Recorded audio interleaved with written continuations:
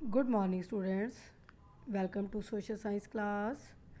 Dear students, today we will continue our chapter 9 from history part, the establishment of India, British East India Company या company rule in India. Last video में हमने क्या discuss किया था कि India के अंदर जो यूरोपियन कंट्रीज़ आई थी तो उन लोगों ने अपनी मोनोपली यानी कि भारत के अंदर व्यापार करने के लिए आए थे और व्यापार के अंदर उन्होंने अपना एकाधिकार कैसे स्थापित किया, ये हमने लास्ट में डिस्कस कर लिया था कि how could A trading company become an imperial power. फिर ये डिस्कस किया कि जो ब्रिटिश ईस्ट इंडिया कंपनी थी उन्होंने अपने ट्रेडर जो राइवल्स थे उनको ख़त्म कर दिया, बट उनका जो एक लस्ट थी, एक एम्बिशंस था इम्पीरियल पावर बनाना इंडिया को, वो उन्होंने कैसे किया।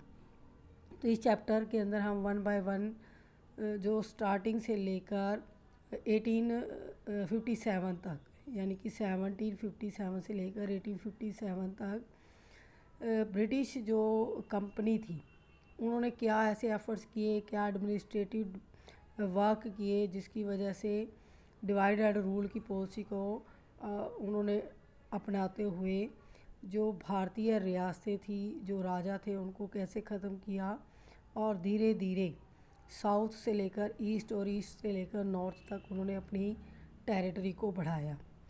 तो इस स्टोरी के अंदर सबसे स्टार्टिंग में हम पढ़ेंगे कि जो 5 यूरोपियन कंट्रीज़ इंडिया में आई थी।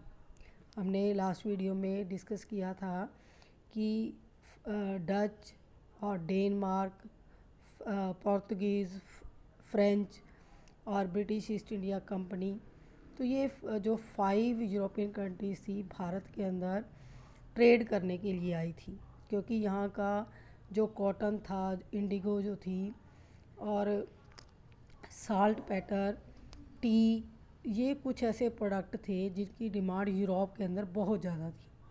तो यूरोप के अंदर ये कंपनियां ज़्यादा बेनिफिट लेने के लिए एशिया में आई और एशिया के अलग अलग इलाकों में इन्होंने आकर अपने कब्ज़े किए, ट्रेडिंग पोस्ट बनाई, फैक्ट्रीज़ बनाई। और जब ये हमारी कंट्री में आई, इंडिया के अंदर पांचों जो कंट्रीज थी ये इंडिया के अंदर आई, तो तब यहाँ पर इंटरनल जो पॉलिटिकल इंस्टेबिलिटी थी, यानी कि यहाँ के जो छोटे छोटी रियासतें थी वो मुग़ल एम्परर, जो लास्ट मुग़ल एम्परर था औरंगज़ेब की डेथ के बाद इंडिपेंडेंट हो गए थे, जिसकी वजह से क्या हुआ कि ये आपस में भी, जब यूरोपियन कंट्रीज़ यहाँ आई तो यहाँ पर डिसयूनिटी थी।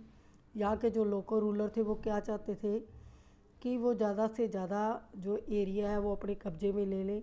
अब उनको क्या उम्मीद दिखाई दी, जो ट्रेडिंग कंपनीज आई थी उनके पास काफ़ी मॉडर्न वेपन्स थे और सेना भी थी, तो उनकी हेल्प से वो क्या करना चाहते थे, जो लोकल रूलर्स हैं उनकी टेरिटरी को हथियाना चाहते थे। लेकिन जो यूरोपियन कंपनीज आई थी उनमें अपना एक कंपटीशन था। वो क्या चाहते थे कि जो बाहर से यूरोप के अंदर से कंट्रीज़ यहाँ व्यापार करने के लिए आई हैं तो उनके अंदर उनको मोनोपोली मिले। तो उनके आपस में भी युद्ध हुए और इंडिया के जो लोकल रूलर्स थे, जो राजा थे, वो आपस में भी लड़ रहे थे। तो यानी कि ये जो कंपनीज थी इन्होंने आपस में भी लड़कर मोनोपोली को गेन करना था और फिर यहाँ इम्पीरियल पावर को भी बढ़ाना था। तो जो 5 यूरोपियन कंट्रीज़ थी उसमें देखो, जो पोर्तुगीज़ थे, पोर्तुगीज़ जो एक राजकुमारी थी उसकी शादी किसके साथ हो गई, चार्ल्स सेकंड, जो ब्रिटिश राजकुमार था।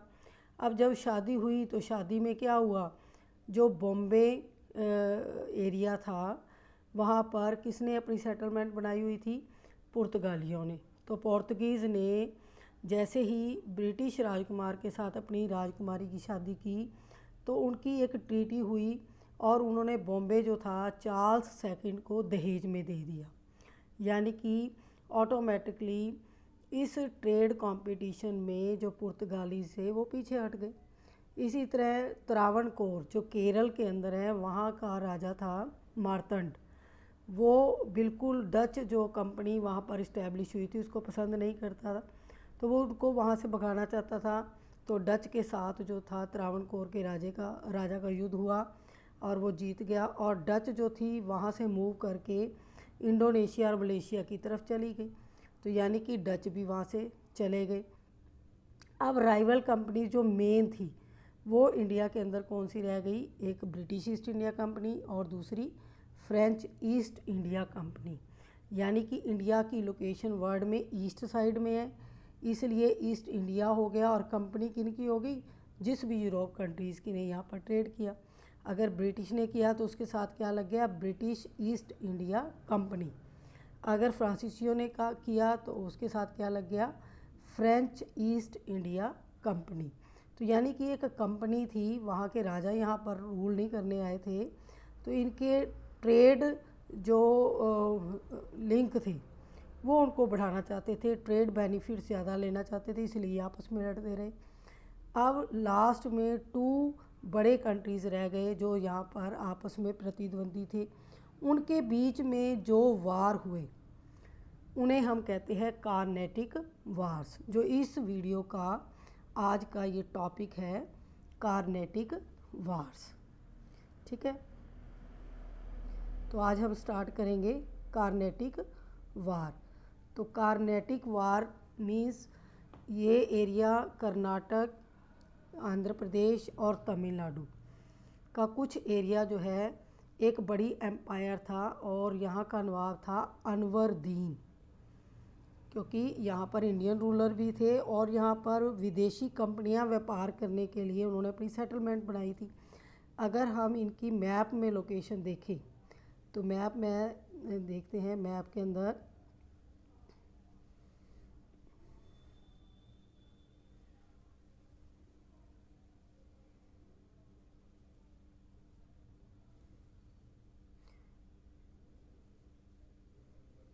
ये देखें, मैप के अंदर हम इनकी लोकेशन देख सकते हैं कार्नेटिक की।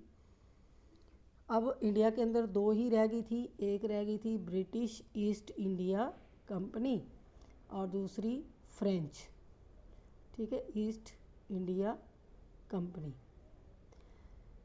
तो ब्रिटिश ने देखो सबसे पहले सूरत के अंदर, सूरत का है गुजरात में, वहाँ पर अपनी एक फैक्ट्री बनाई थी। ठीक है, उसके बाद उन्होंने तमिलनाडु जो कार्नेटिक एरिया था उसकी तरफ मूव किया, और एक जो है अपनी किलाबंदी की, फोर्टिफिकेशन की, सेंट जॉर्ज, एक फ़ोर्ट है, फोर्ट मीन्स क्या होता है, किला। तो ये एरिया जो था ब्रिटिश के पास था। ऐसे ही एक और एरिया था फोर्ट सेंट डेविड, ये भी ब्रिटिश लोगों के पास था। तो यानी कि 2 एरिया जो थे ईस्ट साइड में, यहाँ पर फैक्ट्रीज़ किसने सेटलमेंट अपनी बनाई थी, ब्रिटिश ईस्ट इंडिया कंपनी ने। इसी तरह जो फ्रेंच थे उन्होंने यहाँ पर एक एरिया है पौंडीचेरी, ये एरिया यहाँ पर फ्रेंच का रूल था। ठीक है, और इसी के साथ एक नीचे यहाँ पर एक एरिया था कुड्डूलूर, कुड्डूलूर बोलते हैं उसको। यहाँ पर जो सेटलमेंट थी फ्रेंच ईस्ट इंडिया कंपनी की थी। यानी कि ये जो कार्नेटिक एरिया था उसमें 2 सेटलमेंट्स तो थी ब्रिटिश ईस्ट इंडिया के पास, जिसमें एरिया आ जाता है फोर्ट सेंट जॉर्ज और फोर्ट सेंट डेविड, जिसे पौंडीचेरी बोलते हैं। और 2 एरिया जो थे ऑक्यूपाई किए थे फ्रेंच ईस्ट इंडिया कंपनी ने, पौंडीचेरी और कुड्डूलूर। बट ये कार्नेटिक एरिया था, और यहाँ का राजा कौन था, अनवरुद्दीन, अनवरुद्दीन। ठीक है, अब ये तो लोकल राजा इंडियन जो है किंग हो गया, और ये बाहर से आई हुई राइवल कंपनीज थी, और ये चाहती थी ज़्यादा से ज़्यादा एरियाज़ को अपने कब्ज़े में लेना। तो इन्हीं एरियाज़ को अधिग्रहित करने के लिए इन्होंने क्या किया, अब ये एरियाज़ जो थे अपने बढ़ाना चाहते थे, इसलिए इन्होंने क्या किया, जो ब्रिटिश ईस्ट इंडिया कंपनी थी उसका फ्रेंच ईस्ट इंडिया कंपनी के साथ युद्ध हो गया, क्योंकि इनका एक ही मोटिव था कि यहाँ पर वो अपनी ट्रेड मोनोपोली करें। यानी उनका कोई कंपटीटर ट्रेड के अंदर ना हो, सारा ट्रेड जो है वो ब्रिटिश ईस्ट इंडिया कंपनी करे और फ्रेंच चाहते थे कि फ्रेंच ईस्ट इंडिया कंपनी करे। तो इनके ये इरादे जो थे आपस में, क्या रिजल्ट इनका निकला, युद्ध हुआ कार्नेटिक वार्स के अंदर, क्योंकि कार्नेटिक में ही दो दो एरियाज़ ऐसे थे जो इनके कब्ज़े में थे। तो Carnatic wars were a series of battle fought between the English and the French. ये एक सीरीज़ ऑफ वॉर है, यानी कि 3 कार्नेटिक वार्स के बारे में हम इस चैप्टर के अंदर स्टडी करेंगे, जो किन के बीच में लड़े गए, इंग्लिश और फ्रेंच ईस्ट इंडिया कंपनी के अंदर। और इनका मेन मोटिव क्या था, control of the trading ports of India, Bharat के जो ट्रेडिंग पोर्ट थे उनके ऊपर कब्जा करना। और ये जो 3 वार्स थे कार्नेटिक वार्स, ये कब स्टार्ट हुए, 1746 से लेकर 1763 तक ये चले, ठीक है। नियर अबाउट 7 ईयर्स तक उनके जो वार थे आपस में होते रहे। तो नेक्स्ट है, these wars were driven by opportunism on all sides, and though the native princes did not want to surrender their territory to an outside power। अब ये आपस में यहाँ पर युद्ध किया, जबकि ये एरिया यहाँ के जो राजा थे, लोकल प्रिंसेस थे, उनका एरिया था। और उनके एरिया में आकर जो आउटसाइडर थे, आउटसाइडर जो पावर थी वो युद्ध कर रही थी। अब ये ना चाहते हुए भी उनका साथ दे रहे थे, क्योंकि नेटिव प्रिंसेस भी क्या चाहते थे कि वो दूसरे इलाकों को हथिया कर उनको सब्जुगेट करे और अपनी एम्पायर को बढ़ाए। अब नेटिव प्रिंसेस जो थे वो इतने पावरफुल नहीं थे, ताकतवर नहीं थे कि वो अकेले आपस में युद्ध करते और अपनी एम्पायर को, अपनी टेरिटरी को बढ़ा लेते। अब इनको यही लगा कि ये जो यूरोपियन कंट्रीज़ हैं जिन्होंने यहाँ पर सेटलमेंट बनाई है, वो उनकी हेल्प से क्या करेंगे, यूरोपियंस की अपनी पावर को स्ट्रेंथन करेंगे और अपनी पोजीशन को साउंड करेंगे इंडिया के अंदर। यानी कि यहाँ के जो राजा थे उनकी अपनी डिसयूनिटी थी, अपनी डिसयूनिटी की वजह से उनके अंदर जो आपस में घृणा थी उसका फ़ायदा उठाया था यूरोपियंस कंट्रीज़ ने। तो उन्होंने डिवाइड एंड रूल की पॉलिसी को अपनाकर, यानी कि नेटिव प्रिंसेस को आपस में लड़वाकर उनके धीरे धीरे एरियाज़ को अपने कब्जे में ले लिया। तो फर्स्ट कार्नेटिक वार स्टडी करते हैं, 1746 से 48 तक चला था। The Carnatic war was the result of Austrian succession war that took place in 1740 between Austria and Prussia. जो कार्नेटिक वार, देखो इंडिया के अंदर है ये एरिया, कार्नेटिक जो युद्ध हुए थे वो किसका रिजल्ट थे, ऑस्ट्रियन सक्सेशन। अब ऑस्ट्रिया और जो प्रशा थे ये यूरोप के कंट्री थे। ऑस्ट्रिया जो किंग था चार्ल्स फोर्थ, उसकी डेथ के बाद वहाँ पर ये झगड़ा हो जाता है कि अब गद्दी पर जो हैब्सबर्ग एम्पायर का कौन सा राजा बैठेगा, क्योंकि डायनेस्टी का क्या नाम था, हैब्सबर्ग, और उसका राजा था चार्ल्स फोर्थ। उसकी डेथ के बाद ऑस्ट्रिया के अंदर ये झगड़ा शुरू हो जाता है कि अब राजा की गद्दी, यानी कि अब जो थ्रोन है उसको असेंडिंग द थ्रोन किसको मिलेगा, कौन गद्दी पर बैठेगा। तो ये जो वहाँ पर कॉन्फ्लिक्ट था वो कब स्टार्ट हुआ, 1714 में ऑस्ट्रिया प्रशिया के अंदर। और इंग्लैंड और फ्रांस दोनों अपोजिट साइड से ऑस्ट्रिया और प्रशिया को साथ दे रहे थे। ऑस्ट्रिया को सपोर्ट कौन कर रहा था, फ्रांस, और प्रशिया को सपोर्ट कर रहा था इंग्लैंड। यानी कि ये लोग, यानी इंग्लैंड और फ्रांस जो थे, ऑस्ट्रियन सक्सेशन की वजह से वहाँ पर भी युद्ध में उलझ गए। और इनका जो टेंशन था, इनका जो असर था वो इंडिया के अंदर भी देखने को मिला, क्योंकि इंग्लैंड और फ्रांस जो था इंडिया के अंदर भी बहुत एक दूसरे के कॉम्पिटिटर थे, राइवल्स थे, शत्रु थे। इसलिए यूरोप का जो युद्ध का असर था इंडिया के अंदर देखने को मिला। और यहाँ पर इंग्लैंड और फ्रांस, जो इंग्लिश ईस्ट इंडिया कंपनी थी, यानी ब्रिटिश ईस्ट इंडिया कंपनी, और फ्रेंच ईस्ट इंडिया कंपनी ने भी युद्ध कर दिया। Commodore Barnett the British naval officer, underline करेंगे इसको, कमोडोर बर्नाट नाम है ये ब्रिटिश नेवल ऑफिसर था, जल सेना का बड़ा कमांडर था। Arrived into India with troops, India में वो ट्रूप्स लेकर आ गया, यानी कि ट्रूप्स क्या होती हैं, सैनिक टुकड़ियाँ। भारत पहुंचा अपनी सैनिक टुकड़ियों के साथ। क्योंकि ये नेवल ऑफिसर है तो यहाँ पर इंडियन ओशन में जो फ्रांसीसी शिप्स थी, जो शिप ऑलरेडी खड़ी थी, उनके ऊपर कमोडोर बर्नाट ने क्या कर दिया था, अटैक कर दिया था, जिससे कि जो फ्रांसीसी थे उनको बहुत गुस्सा आया। और डुप्ले जो था फ्रांसीसी कमांडर था, वो इसका बदला लेना चाहता था। जैसे ही बार्नेट ने अटैक कर दिया शिप्स पर, तो उन्होंने क्या किया, डुप्ले ने भी एक डिप्लोमेटिक पॉलिसी जो है उसको लागू करके क्या डिप्लोमेसी की कि उसने जो French oppose peace with British, फ्रांसीसियों ने क्या शो किया कि वो ब्रिटिश के साथ शांति चाहते हैं, ठीक है, जबकि ब्रिटिश ने उनकी जो शिप्स थी उनको तहस नहस कर दिया था। होना तो ये चाहिए था कि जो फ्रांसीसी सेना थी वो अटैक करती ब्रिटिश पर, लेकिन उन्होंने शो क्या किया कि वो एक पीस चाहते हैं, शांति चाहते हैं। तो nawab of Carnatic Anwaruddin also order that there should not be any war. तो डुप्ले ने क्या किया, देखो इंटरनली क्या किया उन्होंने, एक जो फोर्ट था उसमें अटैक करके जितने भी ब्रिटिशर ऑफिसर थे उनको बंदी बना लिया। उधर से ब्रिटिश सेना ने जो अनवरदीन था कार्नेटिक नवाब, उसको बोला कि हमें आपकी हेल्प चाहिए।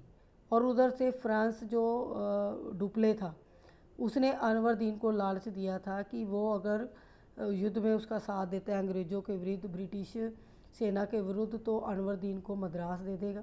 तो अनवरदीन ने भी क्या साइलेंटली कह दिया कि मेरा एरिया है, कार्नेटिक एरिया मेरा है, तो इसमें कोई भी युद्ध नहीं करेगा मेरी ऑर्डर के बिना। तो commodore Barnett return to England. अब जैसे ही वहाँ के नवाब ने कह दिया कि यहाँ पर कोई भी इंटरफेयर नहीं करेगा, तो जो बार्नेट था वो वापस इंग्लैंड चला गया। बट डुप्ले, जिसने डिप्लोमेसी की थी, एक रणनीति चलाई थी, did not keep his promise और अटैक्ड मद्रास। उसने जो वादा अनवरदीन को किया था उसका प्रॉमिस को पूरा नहीं किया और मद्रास के ऊपर अटैक कर दिया और उसके ऊपर कब्ज़ा कर लिया, उसको ऑक्यूपाई कर लिया। The British complain to the nawab. अब जो ब्रिटिश, देखो उनका कमांडर तो चला गया था, जो बाकी ब्रिटिश ऑफिशियल्स थे उन्होंने नवाब को कंप्लेंट की कि आपने जो है ऑर्डर किया था, फिर इसके बावजूद भी मद्रास के ऊपर अटैक कर दिया और उसको हथिया लिया फ्रांसीसियों ने। He declare war against the French. अब नवाब ने क्या किया, फ्रांसीसियों के विरुद्ध युद्ध शुरू कर दिया। Battle took place in 1746। ये युद्ध जो है 1746 में नवाब अनवरदीन जो कर्नाटक का नवाब था और फ्रेंच ईस्ट इंडिया कंपनी के बीच में हुआ। In this battle Anwaruddin was defeated by the French.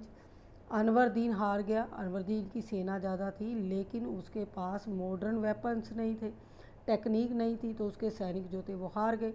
Austrian succession war came to an end in 1748। और उधर से ऑस्ट्रिया के अंदर जो तनाव चल रहा था, जो टेंशन चल रही थी सक्सेशन के लिए, वो ख़त्म हो गई 1748 में। अब वहाँ पर जैसे ही संधि हुई तो वहाँ पर जो इंग्लैंड और फ्रांस थे उन्होंने एक ट्रीटी की। फ्रांस का एक एरिया था कनाडा के अंदर, ठीक है, लुइसबर्ग, उसके ऊपर ब्रिटेन ने कब्जा कर रखा था। तो जैसे ही वहाँ पर शांति हुई यूरोप के अंदर, तो ब्रिटेन ने प्रॉमिस किया कि वो लुइसबर्ग जो है फ्रांसीसियों को वापस दे देगा और इंडिया के अंदर जो मद्रास कैप्चर किया है फ्रांसीसियों ने, वो मद्रास वापस जो है किसको हैंड ओवर करेगा, इंग्लैंड को। तो जैसे ही युद्ध हुआ अनवरदीन और उनका, तो जो फ्रांस थे वो वीकेंड हो गए थे इंडिया में और फ्रांस को फोर्स किया गया था एक ट्रीटी के लिए। और वो ट्रीटी से क्या हुआ मद्रास इंडिया में ब्रिटेन को इंग्लैंड को वापस दे दिया, और इंग्लैंड ने कनाडा का लुइसबर्ग किसको वापस दिया, उधर फ्रांस को, यूरोप के अंदर। ठीक है, तो इस तरीके से ये ट्रीटी से फर्स्ट कार्नेटिक वार का एंड हो गया। अब हम चलते हैं सेकंड कार्नेटिक वार के ऊपर, जो हम नेक्स्ट वीडियो में डिस्कस करेंगे। Till then good bye.